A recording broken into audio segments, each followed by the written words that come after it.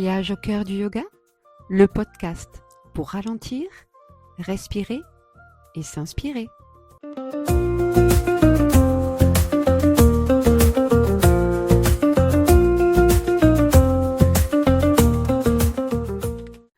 Bonjour, je suis ravie de vous retrouver dans ce nouvel épisode pour parler ici des asanas. On a fait une petite pause dans nos 8 membres du yoga pour aller explorer les Yoga Sutras. Donc, revenons ici pour parler des asanas. Le mot asana vient du sanskrit as, qui signifie s'asseoir, encore résider ou demeurer. À l'origine, il désignait donc une posture assise. Dans le cadre du yoga classique, celui de Patanjali, l'asana est le 3e membre des 8 étapes du yoga. Mais à cette époque, l'asana n'était pas encore une pratique corporelle dynamique comme on la connaît aujourd'hui. Il s'agissait avant tout d'une posture de méditation stable et confortable, permettant aux pratiquants de rester longtemps sans agitation physique ni mentale. Aujourd'hui, on associe le mot asana à une grande variété de postures physiques, debout, allongé, en torsion, en équilibre, mais leur but reste le même, préparer le corps et l'esprit à la tranquillité. On va parler un peu histoire. Dans la civilisation de la vallée de l'Indus, vers 2500 à 1700 avant notre ère, on a retrouvé des sceaux ou des médaillons représentant des personnages assis dans des postures très proches de celles de méditation. Le plus célèbre des sceaux est celui de Pachupati, trouvé à Mohenjo-Daro. On y voit une figure assise, jambes croisées, entourée d'animaux. Certains y voient le tout premier yogi, représenté dans l'histoire. Même si cette interprétation reste assez discutée par les archéologues, ces images témoignent déjà de l'importance du corps immobile et de la posture assise comme espace de recueil. Le mot yoga, quant à lui, apparaît déjà dans les Védas. Patanjali ne décrit pas, dans les Yoga Sutras, de posture précise. Il dit simplement « la posture doit être stable et confortable ».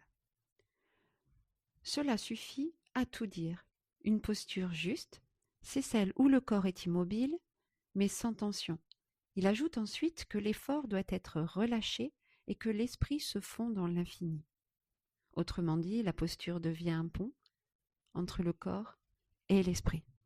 Alors c'est bien plus tard, voire plusieurs siècles plus tard, avec les textes du Hatha Yoga, qu'on va commencer à détailler les postures, à détailler les asanas, il y en a plusieurs dizaines, avec des effets bien précis sur le souffle, les organes, l'énergie et la méditation.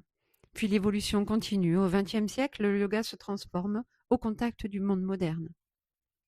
Des maîtres, comme Iyengar, Pattabhi Jois ou encore Krishnamacharya, ont mis au point des pratiques physiques plus dynamiques et thérapeutiques.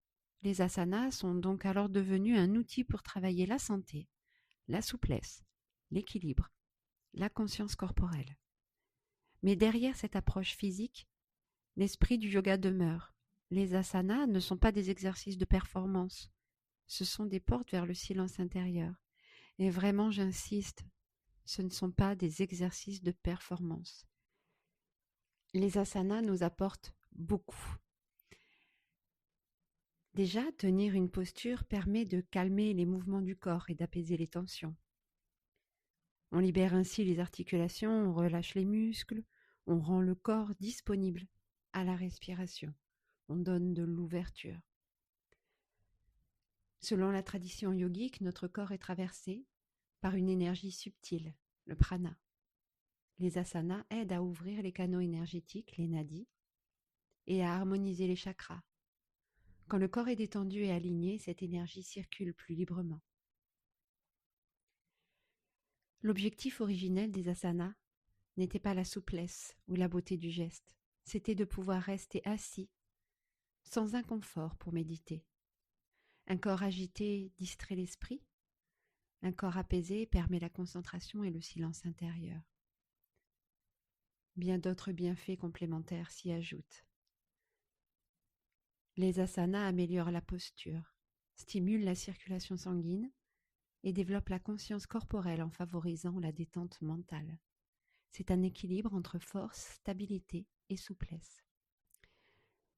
Si tu pratiques déjà le yoga, tu auras pu remarquer que majoritairement, les asanas portent des noms d'animaux.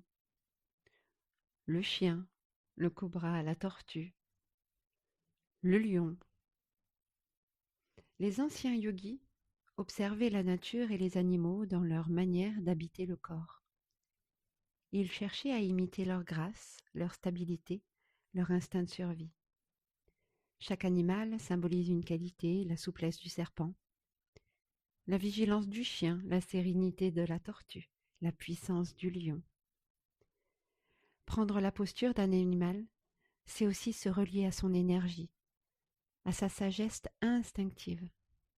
C'est une manière poétique de renouer avec le vivant. Les asanas sont particulièrement bénéfiques pour le corps. Inutile d'aller chercher la posture parfaite. L'alignement juste est bon, mais rien ne sert d'aller chercher la performance. Ici, je voudrais revenir sur un mythe. Le mythe des 333 minutes en position de lotus. On entend parfois cette histoire fascinante qu'autrefois un élève devait être capable de rester 333 minutes en posture du lotus avant de pouvoir apprendre les autres asanas. C'est une belle légende, mais aucune source traditionnelle ne la confirme.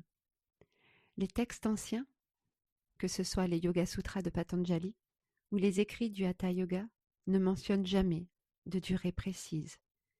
Ils insistent seulement sur deux qualités, la stabilité et le confort. Ce fameux chiffre de 333 minutes semble être une invention moderne, sans doute issue d'un reportage ou d'un récit populaire qui s'est transformé en règle au fil du temps. Cela ne veut pas dire que l'idée est absurde. Les yogis ont toujours cultivé l'endurance, la patience et la discipline dans la posture assise. Mais il n'existe aucune loi du yoga qui impose un temps fixe. Rappelez-vous que le yoga n'est pas une compétition.